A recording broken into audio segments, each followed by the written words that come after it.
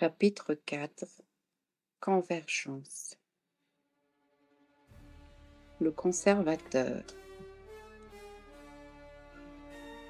L'émeute éclata au 123e jour de mon affectation, avec la brutalité soudaine d'un orage tropical. Les tensions couvaient depuis des semaines.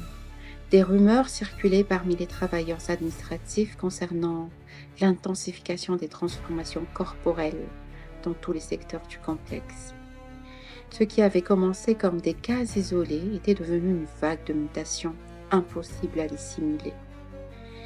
J'assistais à une réunion de routine dans la salle de conférence lorsque les premiers cris retentirent. Depuis la fenêtre à jalousie, je vis une marée humaine déferler sur l'esplanade centrale. Des employés de bureau, des techniciens, des ouvriers de maintenance, tous unis dans une rage désespérée. Beaucoup exhibaient ouvertement leur transformation comme une bannière de révolte.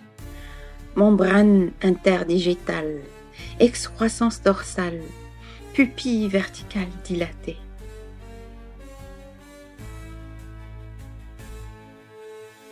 Lockdown immédiat, confinement de sécurité niveau alpha, hurla le capitaine Kurtz dans l'interphone. Sa voix trahissait une panique inhabituelle. Les portes automatiques se verrouillèrent avec un sifflement pneumatique. Dans la confusion, je saisis ma sacoche contenant les documents cruciaux découverts dans les archives. Le journal du père Vinet, les rapports du projet Chrysalide, les notes du docteur Chausser. Mon instinct me disait que ces papiers jaunis contenaient des vérités qui ne devaient pas être perdues dans la tourmente. À travers les stores entr'ouverts, je vis les forces de sécurité déployer un équipement inhabituel. Non pas les matraques et les boucliers anti-émeutes conventionnels, mais des dispositifs émettant une lumière ultraviolette pulsante et des générateurs soniques produisant des fréquences à la limite du supportable par l'audition humaine. Les manifestants exposés à ces rayonnements réagissaient de façon déconcertante. Certains s'immobilisaient, comme hypnotisés, tandis que d'autres se convulsaient violemment. Kurtz ressurgit dans la salle, son uniforme déchiré à l'épaule révélant une peau écailleuse d'un bleu profond. « Vous !» me désigna-t-il abruptement. « Vous venez avec moi. » « Où allons-nous » osai-je demander, la peur et l'adrénaline se mêlant dans ma voix. « Vers l'intérieur. Les installations surface ne sont plus sécurisées. Le processus s'accélère. Nous devons rejoindre les sanctuaires. » Sans attendre ma réponse, il ouvrit une porte dérobée derrière une bibliothèque coulissante que je n'avais jamais remarquée. Un escalier en spirale s'enfonçait dans l'obscurité. « Est-ce une évacuation ?» demandai-je, hésitant sur le seuil. Le rire de Kurtz résonna dans le passage étroit, un son inhumain aux harmoniques désagréables. « Une évacuation ? Non, Thomas. C'est une migration, un retour aux sources. »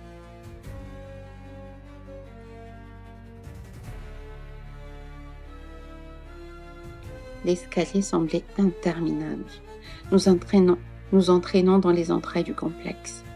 L'architecture changeait subtilement à mesure que nous descendions, les matériaux modernes cédant progressivement la place à des structures plus anciennes.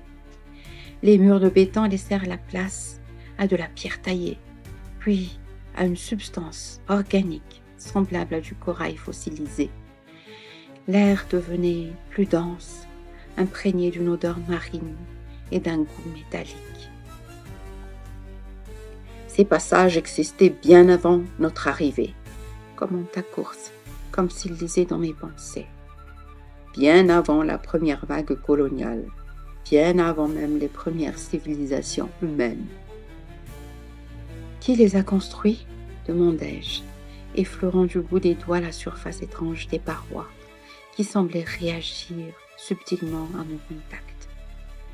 Je ne reçus aucune réponse. Notre cavalcade à travers les escaliers dura un bon moment.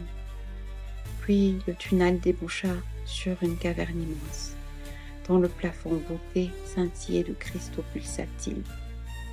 L'espace était structuré comme un amphithéâtre naturel, avec en son centre une structure ovoïde composée d'un matériau translucide. Le nœud central, annonça Course avec une révérence presque religieuse. Un des points focaux du réseau neuronal planétaire. Une vingtaine de personnes étaient déjà rassemblées autour de cette structure, toutes présentant des signes avancés de transformation. Je reconnus parmi elles plusieurs administrateurs de haut rang, des scientifiques responsables du programme d'extraction et même le gouverneur régional. Leurs visages portaient une expression sereine qui contrastait violemment avec le chaos qui devait régner à la surface.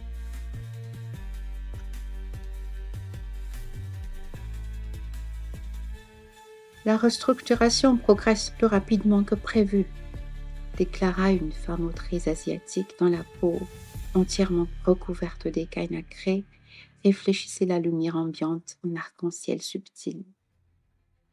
Les événements en surface ne sont qu'une manifestation extérieure d'un changement plus profond. Les tissus neuronaux atteignent leur maturité fonctionnelle. Un murmure d'approbation parcourut l'assemblée. Qu'advient-il des résistants ? Demanda quelqu'un. Leur opposition fait partie du processus, répondit la femme avec un sourire énigmatique. La résistance stimule les points focaux secondaires. Même leur rébellion nourrit l'éveil. Je reculai instinctivement vers l'entrée du tunnel, mais Course rattrapa mon bras d'une poignée inhumainement forte. Ne partez pas maintenant, Thomas. Ne partez pas maintenant, Thomas. Pas quand vous êtes si proche de comprendre. Je me dégageai violemment, mon instinct de survie prenant le dessus sur toute rationalité. Je ne participerai pas à cette folie, sifflai-je. Course ne tenta plus de me retenir. Son sourire révéla des rangées de dents modifiées, semblables à celles d'un prédateur abyssal. Fuyez si vous voulez, cherchez un refuge, mais sachez qu'il n'y a nulle part où se cacher. Le changement est planétaire et au fond de vous. Ici, il toucha son front. Et ici. Sa main effleura sa poitrine à l'endroit exact où les excroissances avaient commencé à apparaître sous mes vêtements. Vous savez déjà que vous êtes des nôtres. Je m'enfuis dans le dédale du tunnel, sans direction précise, guidé uniquement par un instinct primitif de mettre le plus de distance possible entre moi et cette assemblée de monstres consentants. Après ce qui sembla être des heures, épuisé et désorienté, je débouchai sur une section qui ressemblait à une mine. Des tunnels d'extraction s'enfonçaient dans la roche, soutenus par des étayages métalliques modernes. L'air vibrait du bourdonnement distant de machinerie. J'avais, par un hasard providentiel ou par une influence plus subtile, rejoint les niveaux inférieurs du complexe minier. La fatigue me terrassa finalement. Je m'effondrai dans une alcôve rocheuse, serrant contre moi la sacoche contenant les précieux documents. Je restai prostré des heures dans ce cocon humide et froid, et parvins même à trouver le sommeil. Les rêves vinrent, plus vivides que jamais. Des visions de cités englouties aux architectures non euclidiennes, des êtres mi-humains, mi-cétacés, nageant dans un océan primordial, sous la lumière d'étoiles disposées selon des configurations étranges. Et parmi ces fragments oniriques, le visage d'une jeune femme, aux yeux luminescents, son corps portant des marques de mutation similaires aux miennes, mais plus avancée. Une voix résonna dans ma conscience. Thomas, trouve-moi. Je m'éveillai en sursaut, trempé de sueur. Dans l'obscurité quasi totale, une silhouette se détachait. Gracile, féminine, mais étrangement altérée. 2 points phosphorescents brillaient là où devaient se trouver ses yeux. « Tu es enfin là !» dit-elle, d'une voix teintée d'un bel accent local caractéristique. « Je t'ai vu dans mes rêves. Tu es celui qui porte les archives. »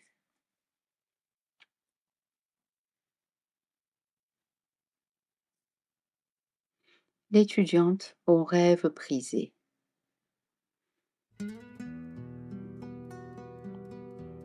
Son arrivée avait été annoncée dans mes visions.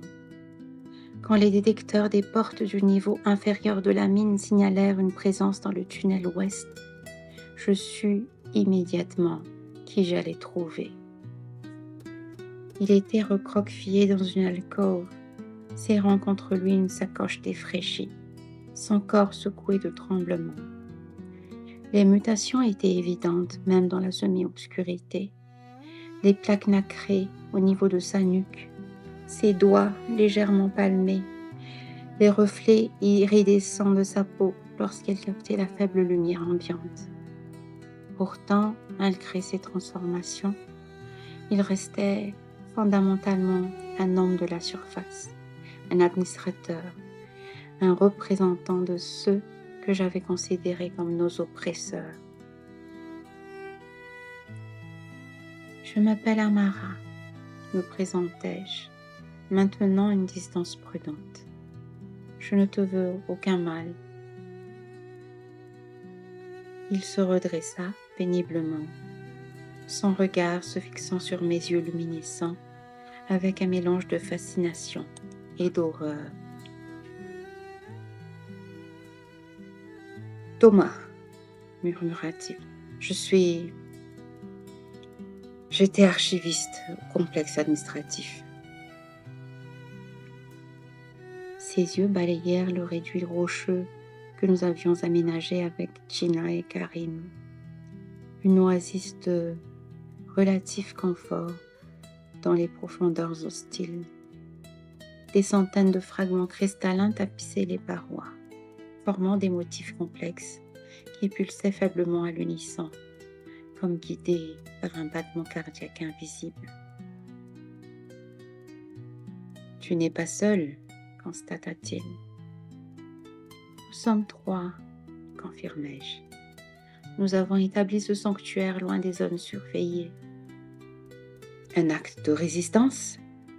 demanda-t-il avec une pointe d'espoir. Je souris tristement.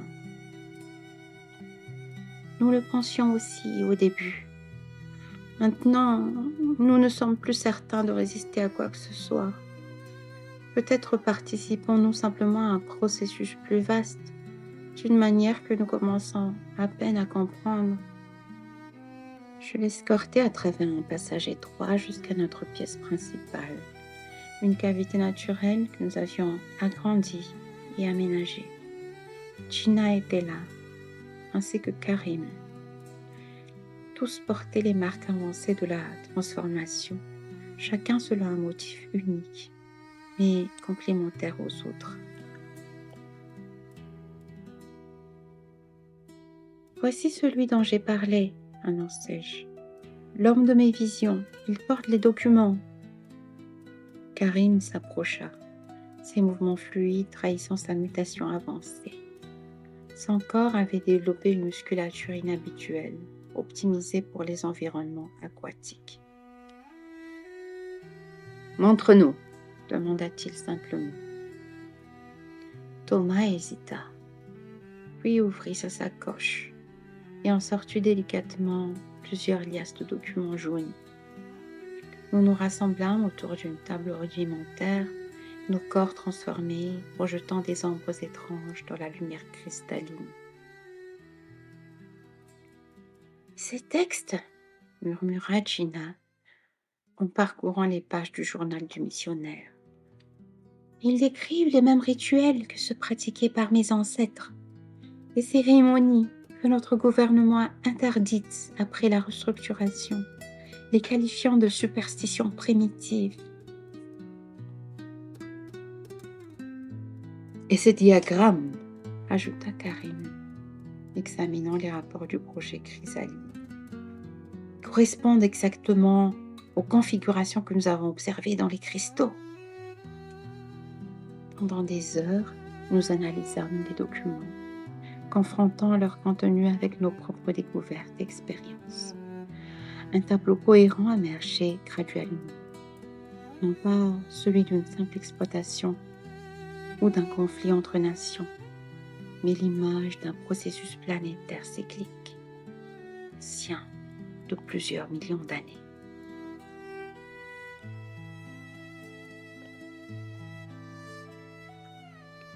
Ces cristaux, expliqua Thomas, pointant un passage spécifique dans les rapports scientifiques. Ce ne sont pas de simples minéraux, ce sont des structures neuronales, des nœuds de communication dans un réseau qui englobe la planète entière. Comme les neurones d'un cerveau colossal, murmura Gina. Exactement, confirma Karim. Et nous sommes les terminaisons nerveuses, les récepteurs sensoriels de cette entité. Un silence lourd s'installa, tandis que nous digérions cette révélation vertigineuse.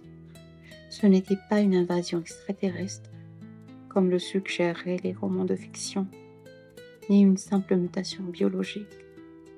C'était une symbiose, planifiée depuis l'aube des temps, inscrite dans notre code génétique comme une horloge biologique millénaire, attendant le signal d'activation.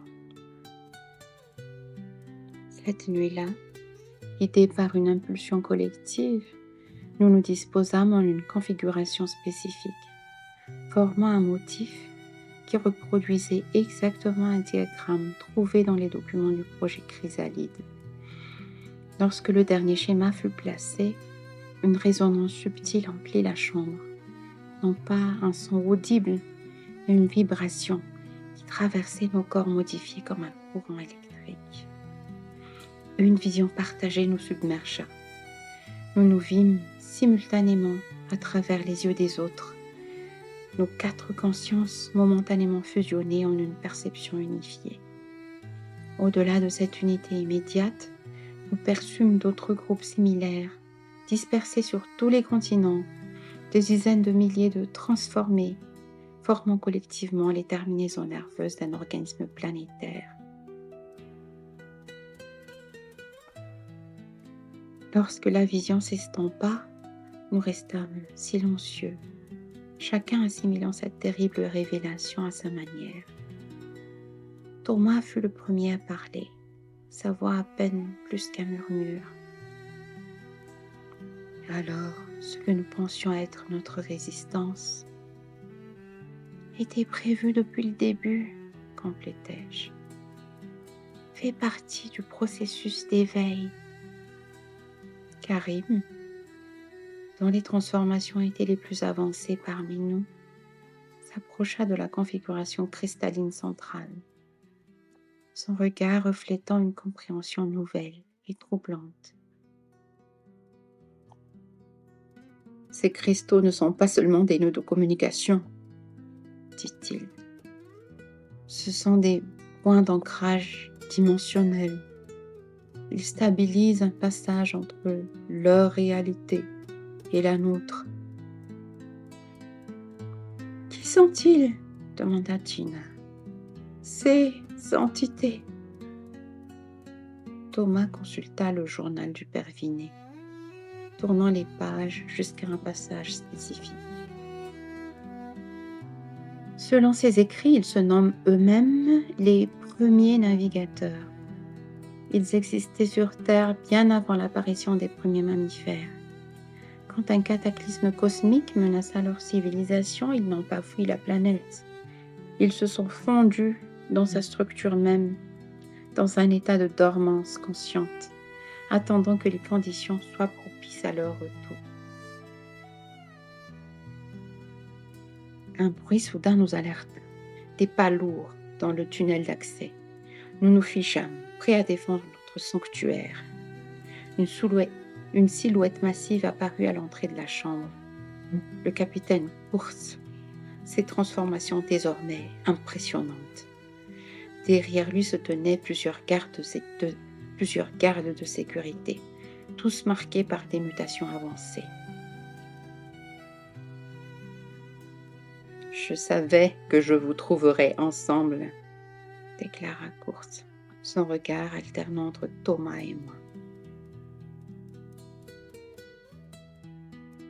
Les deux catalyseurs réunis enfin. L'archiviste qui préserve la mémoire et la fille des abysses qui réveille les cristaux.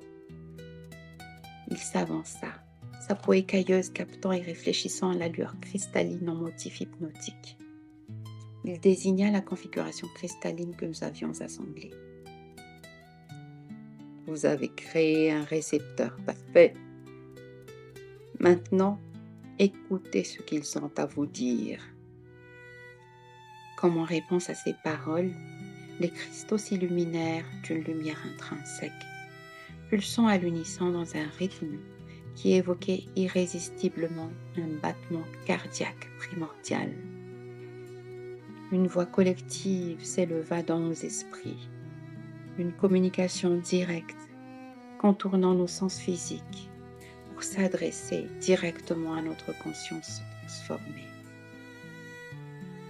Nous sommes les anciens, nous sommes les gardiens, nous sommes les architectes, et vous êtes nos enfants, conçus à travers les âges pour ce moment précis.